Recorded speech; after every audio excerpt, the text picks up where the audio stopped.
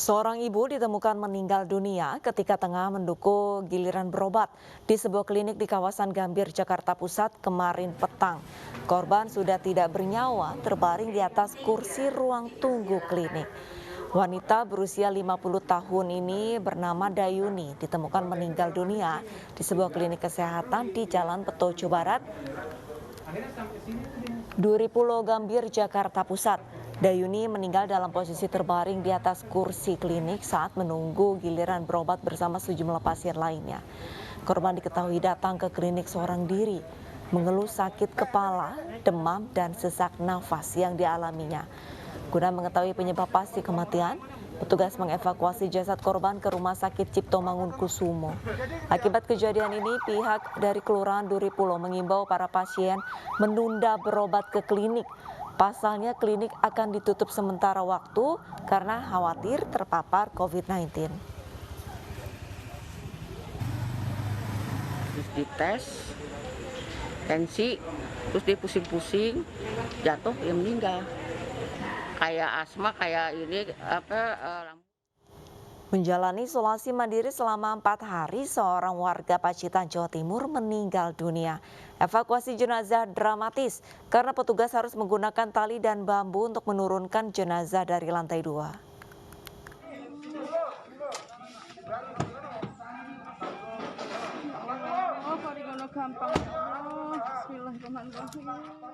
Proses evakuasi jenazah Kasiran 52 tahun dari lantai 2 rumah kos di Desa Arjowinangun, Pacitan berjalan dramatis.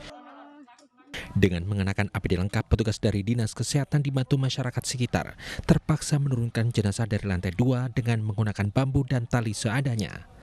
Kasiran warga Kecamatan Bandar itu ditemukan meninggal dunia saat menjalani isolasi mandiri selama 4 hari oleh tetangganya yang akan memberikan makanan. Ia sebelumnya dinyatakan positif usai menjalani rapid test di puskesmas. Kebetulan Pak Kasiran itu isomannya di lantai atas nih, karena di situ ada 2 orang, sehingga beliau menempati di ruang atas, dan karena kondisi jalan lantai 2 ke bawah itu sangat sempit, sehingga kami bersama-sama mengambil inisiatif untuk dilakukan penurunan dari lantai atas ke bawah lewat tali dengan bantuan bambu seadanya. Sementara itu, berdasarkan data dari pemerintah Desa Arjowinangun, sampai saat ini sedikitnya ada 6 warga yang menjalani isolasi mandiri karena terindikasi positif COVID-19. Dari Pacitan, Jawa Timur, tim liputan iNews melaporkan. Meski PPKM darurat telah diberlakukan, namun petugas di Malang, Jawa Timur masih kewalahan memakamkan jenazah pasien COVID-19. Banyaknya jenazah yang harus dimakamkan membuat kesehatan petugas menurun.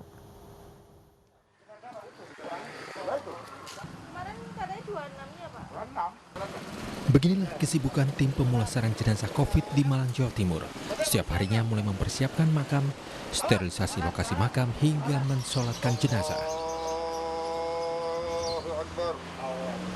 Rata-rata dibutuhkan waktu 1 jam untuk menjemput jenazah dari rumah sakit hingga proses pemakaman.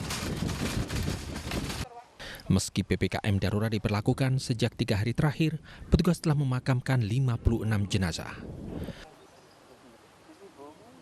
Ini sudah merupakan rekor keprihatinan yang tertinggi untuk wilayah Kota Malang ya.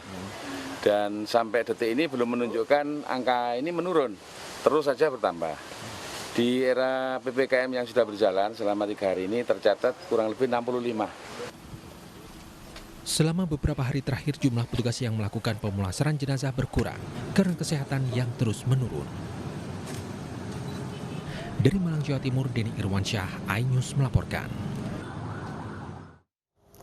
Antrean isi ulang oksigen terjadi seiring dengan lonjakan kasus COVID-19 di Jakarta. Guna mengatasi hal ini, Pemprov DKI Jakarta akan mengalokasikan pasokan oksigen industri untuk penanganan medis.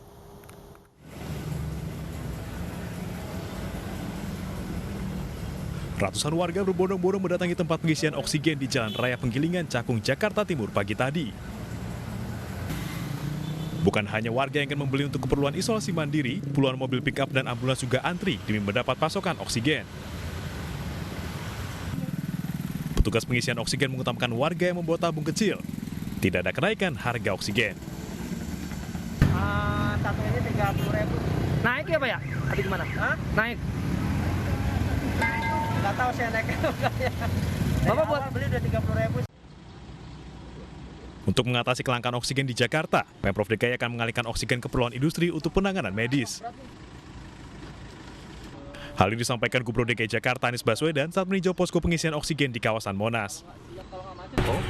Untuk penambahan pasokan, jadi oksigen yang biasa dipakai untuk industri, sekarang 100% dipakai untuk medis.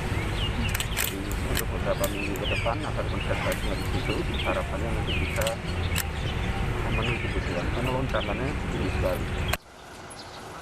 Posko oksigen rescue atau pengisian oksigen di kawasan Monas akan menjadi tempat transit tabung oksigen.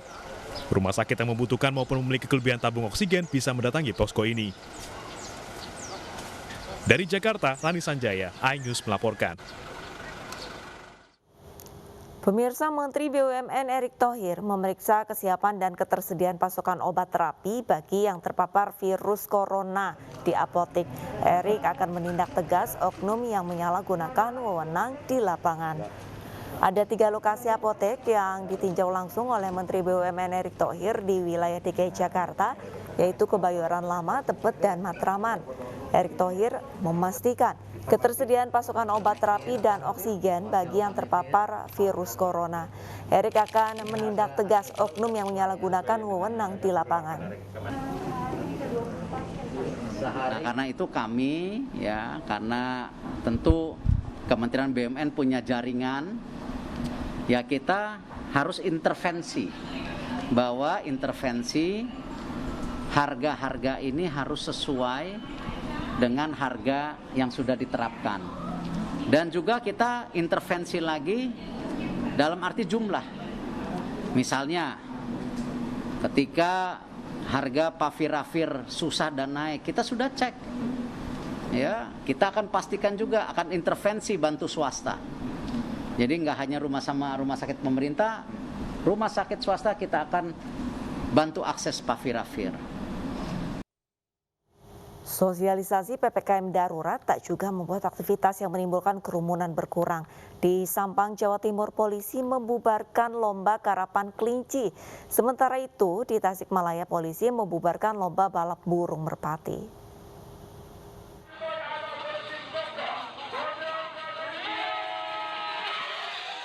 Tradisi karapan kelinci di awal musim kemarau di Desa Jeruk Porot, Kecamatan Torjun, Kabupaten Sampang, Jawa Timur, masih terus digelar di tengah PPKM darurat.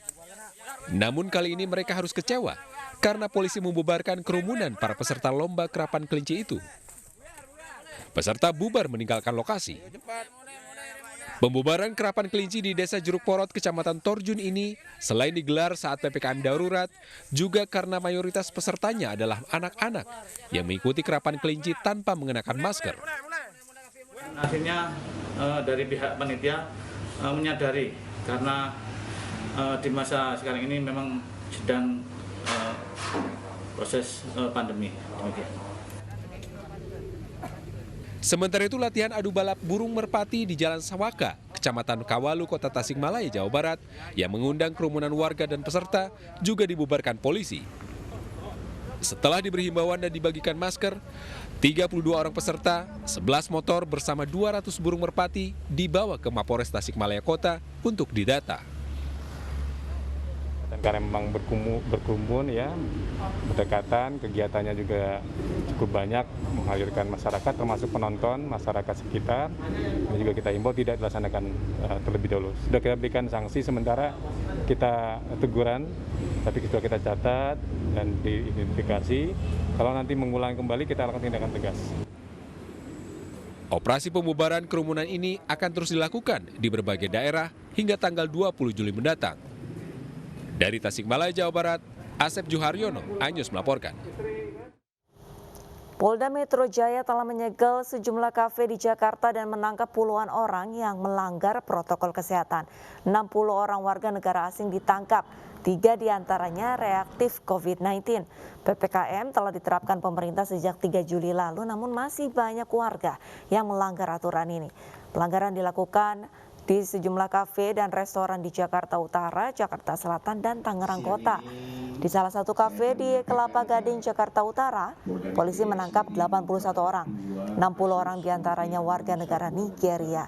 Setelah diswab antigen, 3 diantara WNA reaktif COVID-19. Polisi telah menetapkan sejumlah orang sebagai tersangka. Kita punya undang-undang namanya Undang-Undang Penanggulangan Wabah Penyakit. Di dalam pasal 14 disebutkan di situ bahwa siapa saja yang menghalang-halangi penanggulangan wabah penyakit maka bisa dipidana.